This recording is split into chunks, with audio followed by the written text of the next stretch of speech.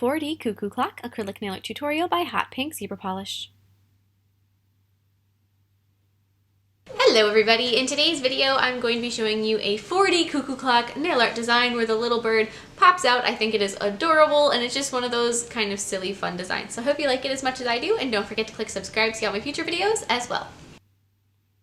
So I'm going to begin with an overlay of a glittery purple glitter mix, and this whole design I tried to keep monochromatic, so it's all in shades of purple, but of course if you're looking at this and you'd rather have the design be monochromatic in a different color, go ahead and switch it up and do whatever color combo you like. I'm just a huge fan of purple and I generally lend myself to purples more than other colors, so when I was thinking about this design, I was like, yep, I'm going all in with the purple.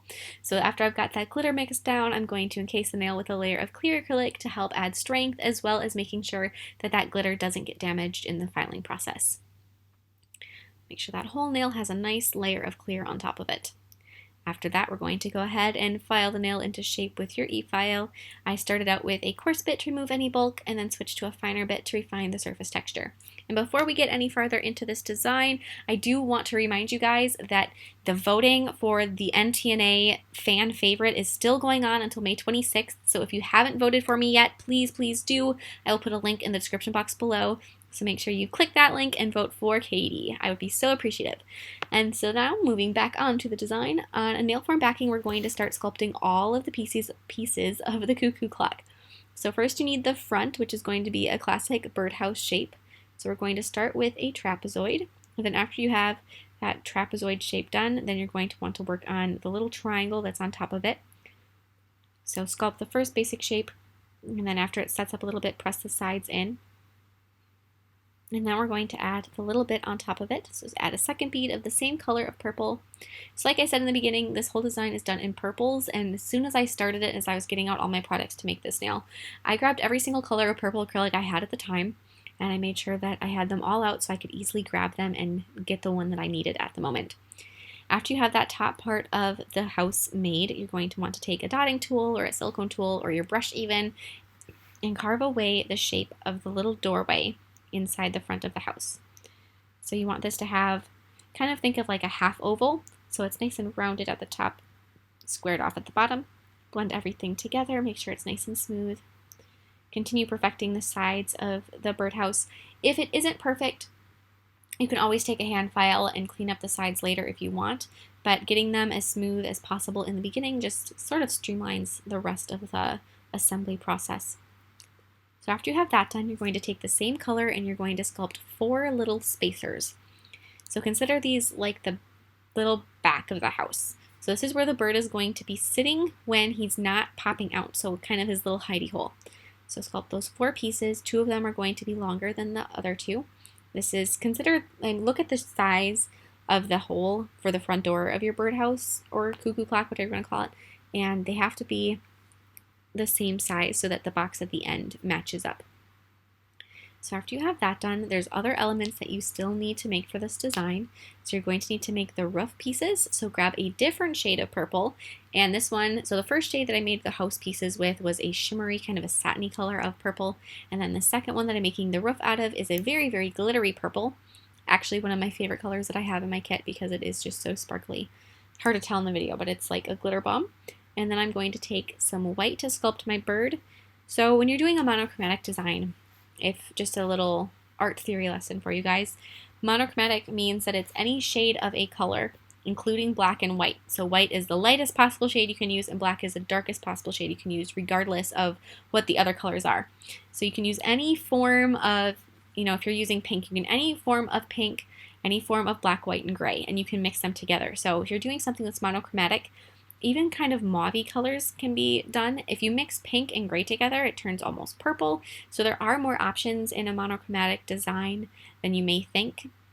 I know that when I was first doing monochromatic stuff, when I had to take a whole class on it in school, it was kind of eye-opening the actual range of colors that's available in that kind of a design, because, my first thought with monochromatic is that you can only use like 3 shades of red if you're doing red, and that's not the case at all. There's so many different options when you're thinking of the grayscale possibilities too. So just keep that in mind if you're are going monochromatic like this design is. So after you have all your pieces sculpted, then I'm going to take and start gluing them together. So I have those 4 little spacers glued to the back of the birdhouse, and I'm going to glue the 2 roof pieces to the top of the birdhouse, just like so. And everything currently is just being held together with the tiniest bit of glue. And after you get to that point, I'm also going to glue the bottom of the house on. And after you get to the point where it's all glued together, then you can go through with more acrylic and start securing everything. So using that shimmery, satiny shade of purple, I'm going to just go through and make sure everything is nice and strong. I'm going to start at the back of the birdhouse and secure all of those little pieces of the house together, or the little hidey hole place for the birdie. So fill in those spots, flatten them out, kind of pull that. One of my little pieces really wanted to fall inside the space where the bird was going to be, so I placed the acrylic down and then just held it open. If you find that you have a piece that's being stubborn like that, you may just need to hold it in place until the acrylic sets up enough to let go and have it not move. And if that happens to you, that happens to me too, obviously. It's not the end of the world, it just is a little tedious and makes it a little bit more time consuming. And if you didn't want to use nail glue at all, you could do everything and just hold it with acrylic and wait for it to hold its shape.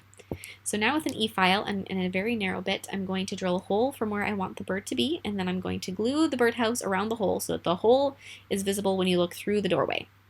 After that, I'm going to make sure that the little birdhouse and clock is secure to the nail with yet another layer of that purple acrylic. This is one of those designs that has so many pieces that are made separately and then assembled that you find you have a lot of gluing and securing happening with this design.